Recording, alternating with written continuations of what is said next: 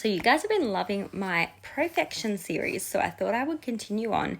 I'm currently in a 10th house Profection right now, so I thought let's talk about the 10th house Profection and I'll share some of my personal experiences that I've had so far.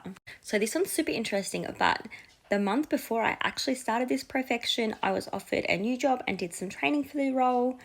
But when I officially started my new job role with this company, working in an admin role, service center role, it was exactly when I moved into my new 10th house Profection year. So that definitely links to the 10th house. So it definitely right off the bat activated energy around my career and like work. But because Capricorn rules my 10th house as I'm an Aries rising, the ruling planet Saturn for me is actually in my 11th house, that Aquarius 11th house. So there was also themes linked into my astrology business and career.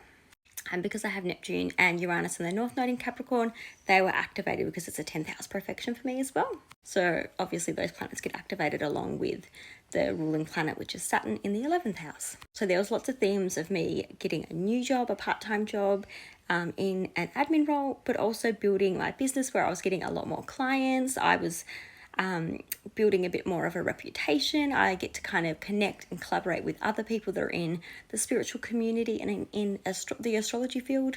But then if you take it a step further and you actually look at transits and where Saturn is, and also if there's any aspects happening to your natal Saturn, you'll also kind of get more information about how this Profection year is going to play out for you. So for me, Saturn was going through that Pisces 12th house. So definitely themes of growing my spiritual gifts, working really hard behind the scenes to build my astrology spiritual business, but also being really tired juggling a lot of different things with work, especially as I was getting more clients drawn to me, but also working like a part-time job, an admin role. Like it was starting to take a lot out of me, especially being a mum. So definitely themes of resting were really big for this year as well, shown through the transits. But I would say for the year, I felt more of that Saturn energy than any other planet. And I feel like that's because I was in a 10th house Profection and activating that Saturn. I just felt the themes very heavily where I was working a lot and just everything felt like I had to kind of be responsible. But then that Pisces energy pulling me to kind of rest and turn within, connect with spirit more. Challenges with like sleeping, like really kind of on and off broken sleep. But yeah, it all linked in. So ordinarily you would be 33 when you start your 10th house Profection. And as I said, you definitely want to look in your chart for where Saturn is. Generally, most people around my age will probably either have Saturn in Capricorn or Aquarius. For the generations that are a little bit younger, maybe in their like late 20s, mid 20s, you might have Saturn in Pisces, which means you're probably gone or going through your Saturn return right now. And then for people that are even younger than that, you'd probably have your Saturn in Aries, which means in like the last part of 2025 and 2026, you guys will be coming into your Saturn returns. But definitely figure out where Saturn is in your natal chart, and then that will kind of tell you what else to look at and what other themes are going to come up, because you will definitely have that 10th house being highlighted, but you'll also have the Aquarius house being highlighted because Saturn rules that. And typically, as I said, for most of us, Saturn will probably be in that Aquarius or Capricorn house.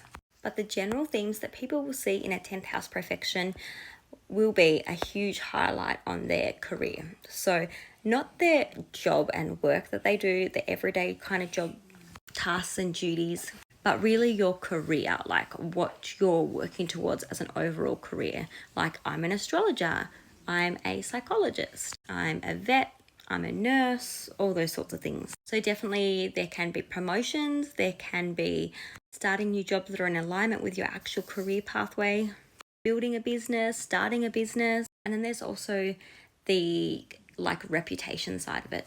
So for example, I'm a mother, I'm a wife, like the title, I'm a homeowner. Like your reputation, what is your reputation, like your public reputation?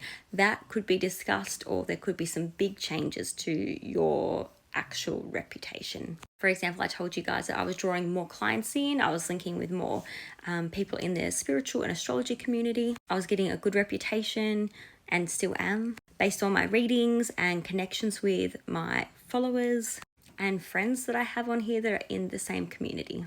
And so that was all helping build up my brand, because the more I kept connecting with people, doing really good readings, connecting with other like collaborations and other workers in similar fields, the more my reputation was improving. So you can have themes where your reputation improves. Sometimes you might become a mother.